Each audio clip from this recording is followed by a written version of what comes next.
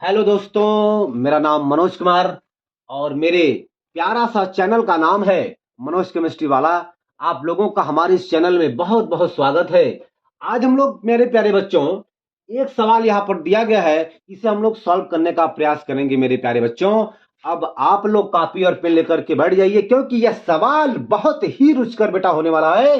ठीक है, आप इस सवाल को एक बार हम लोग पढ़ेंगे, दो बार पढ़ेंगे, फिर हम लोग इस सवाल को बहुत प्यार से बेटा बहुत प्यार से सॉल्व करने का प्रयास करते हैं।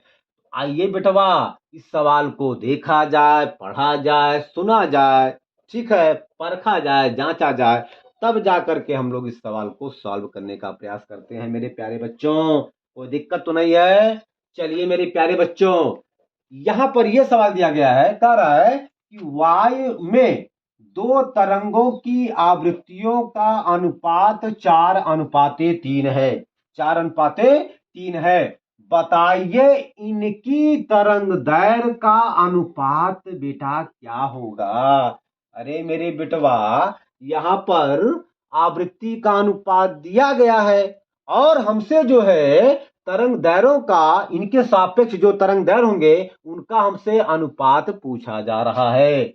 अगर हम लोग ध्यान दे बेटा, ये वास्तव में n1 है, पहली आवृत्ति है, और ये n2 मतलब दूसरी आवृत्ति है। तो इसी के संदर्भ में हमें यहां से λ1 का मान और λ2 का मान पूछा जा रहा है। क्या मेरी बात आई समझ में? ठीक है बेटा, ये n1 का मान दिया गया है, अर्थात तो पहली आवृत्ति का मान दिया गया है 4, दूसरी आवृत्ति का मान दिया गया है 3। तो इसी के संदर्भ में, इसी के सापेक्ष, इसी के संबंध में हमसे जो है λ1 अर्थात इस n1 का तरंग दैर्घ्य λ1 का मान हमसे पूछा जा रहा है, और n2 आवृत्ति का जो तरंग है उसका तरंग दैर्घ्य λ2 हमसे यहां पर पूछा जा रहा है। मेरा कहने का मतलब ये हुआ कि λ1 λ2 का मान हमसे पूछा जा रहा है। मेरे प्यारे बच्चों, हम लोग एक सूत्र पढ़े हैं क्या? हम लोग जानते हैं कि V बराबर होता है n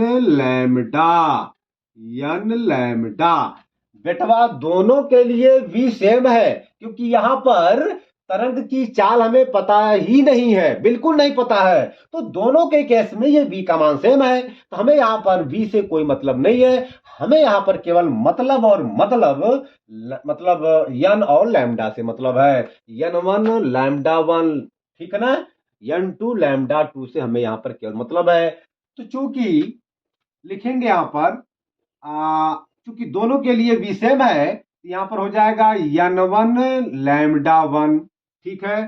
फिर बेटा दूसरे के लिए हो जाएगा V बराबर हो जाएगा n2 λ2।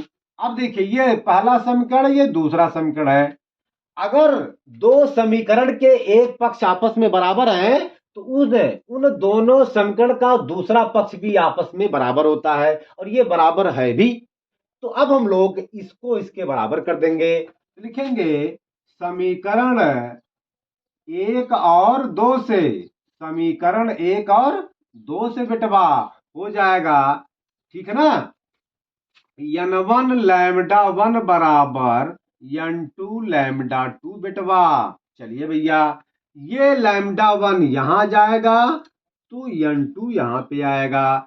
ये आपका हो जाएगा, थोड़ा ध्यान देंगे तो जाएगा यहां पर जो है, एक मिनट जरा सा, ऐसे लाइए इसको ना बेटवा, इसको यहां लाइए, इसको यहां लाइए, और फिर इसको यहां लेके जाइए, तो हो जाएगा λ1 λ2 यहां पे आएगा, ये गुणे में है तो बटे में हो जाएगा बेटवा।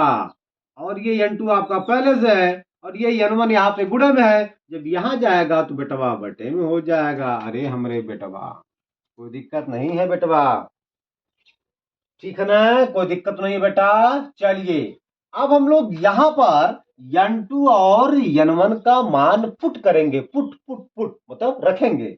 हमें यहां से λ1 और λ2 का रेशियो मिल जाएगा, अनुपात मिल जाएगा। तो बेटवा देख लीजिए आप, ये बेटवा देख लो बेटा, ये n2 का मान यहां पर दिया गया है बेटवा 3, और n1 का मान बेटवा दिया गया है 4। तो यहां से अब देखिए, बटे का मतलब अनुपात होता है, यहां से हम लोग इसको लिख सकते हैं λ1 अनुपाते λ2 बेटवा, ये हो जाएगा 3:4। वेरी वेरी सिंपल बेटा, वेरी वेरी सिंपल। यह आपका तरंग दैर्घ्य में अनुपात क्या होगा वह हमें यहाँ पर प्राप्त हो गया है। मेरे प्यारे बच्चों, अगर मेरा वीडियो आपको अच्छा लगे तो आप हमारे इस चैनल को लाइक शेयर सब्सक्राइब जरूर करिए। मेरा आपसे विनम्र विनम्र से विनम्र से विनम्र कोटि कोटि आपसे मेरा विनम्र है कि आप हमारे इस चैनल को लाइक शेयर सब्सक्राइब करिए। धन्यवाद।